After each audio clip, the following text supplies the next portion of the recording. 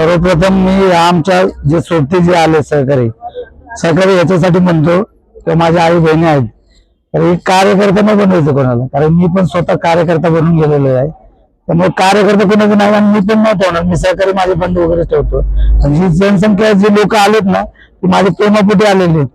तर त्यामुळे मी सर्वप्रथम नाही का सर्वांचं मनापासून धन्यवाद मानतो.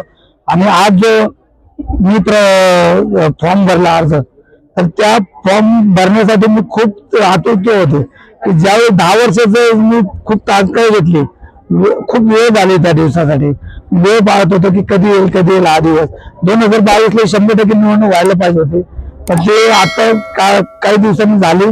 तर त्यामुळे आम्हाला खूप जल्लोष मनापासून खूप नागरिकांना मतदारांना आपण काय विश्वास द्याल की तुम्हाला मतदान करावं? मी सर्वप्रथम मी सांगतो त्यांना की मी त्यांच्यातलेच आहे. प्रभागातले मी सर्वसामान्य कार्यकर्त्यासारखं वागतो.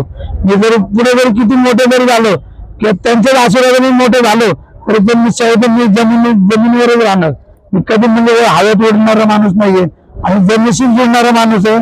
मी कळकळीने विनंती करतो की आमच्या प्रभागातले प्रभाग क्रमांक 10 मधल्या सर्व नागरिकांना मतदारांना मी सांगतो तर आई बहिणींना की मला एक संधी द्या की हा तुमचा नितीन चव्हाण जर काही नसताना देखील एक सामाजिक कार्यकर्ता म्हणून नाव घोषित करून जरी तुमचं काम करतोय, तर एक संधी द्या. तुमच्या एक संधीसाठी मी एवढे दिवस तळमळतोय आणि एक संधी मला मिळावी. तुमच्या सर्व महत्वाच्या तुमच्या मनातल्या सगळ्या आशा आकांक्षा पूर्ण मी 100% करेन.